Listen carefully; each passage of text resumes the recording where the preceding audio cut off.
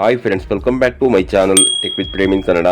Friends, Karnataka ಸರ್ಕಾರ ಹಿಂದುಳಿದ ವರ್ಗಗಳ ಕಲ್ಯಾಣ ಇಲಾಖೆಯ ಅಡಿಯಲ್ಲಿ ಬರುವಂತಹ ಹಲವಾರು ನಿಗಮಗಳಿಗೆ ಯಾರೆಲ್ಲ ಸ್ವಾವಲಂಬಿ ಸಾರಥಿ ಯೋಜನೆ ಮೂಲಕ 4 ಚಕ್ರಗಳ ವಾಹನವನ್ನು ಪಡ್ಕೊಳ್ಳಿಕ್ಕೆ ಅರ್ಜಿಯನ್ನು ಹಾಕಿರ್ತೀರಿ ಅಂತವರಲ್ಲಿ ಆಯ್ಕೆಯಾದಂತಹ ಅಭ್ಯರ್ಥಿಗಳಿಗೆ ಸ್ವಾವಲಂಬಿ ಸಾರಥಿ ಯೋಜನೆಯ ಮುಖಾಂತರ 4 ಚಕ್ರದ ವಾಹನವನ್ನು ವಿತರಣೆ ಮಾಡುವಂತಹ ಕಾರ್ಯವನ್ನ ಸನ್ಮಾನ್ಯ ಮುಖ್ಯಮಂತ್ರಿಗಳಾದಂತಹ ಸಿದ್ದರಾಮಯ್ಯನವರು ಮತ್ತು ಸನ್ಮಾನ್ಯ ಉಪಮುಖ್ಯಮಂತ್ರಿಗಳಾದಂತಹ ಡಿ.ಕೆ. ಶಿವಕುಮಾರ್ ಅವರು ಇಂದು ನೆರವೇರಿಸಿರುತ್ತಾರೆ.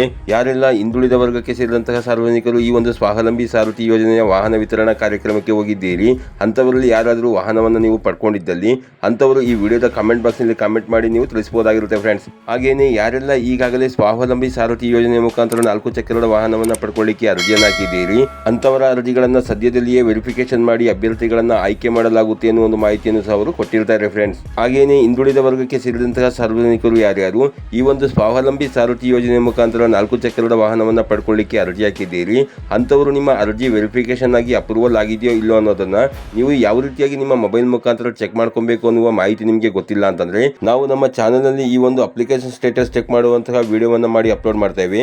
ವಿಡಿಯೋವನ್ನು ಅಪ್ಲೋಡ್ ಮಾಡಬೇಕಾದಲ್ಲಿ ಎಸ್ ಅಂತ ಕಾಮೆಂಟ್ ಮಾಡಿ ಫ್ರೆಂಡ್ಸ್.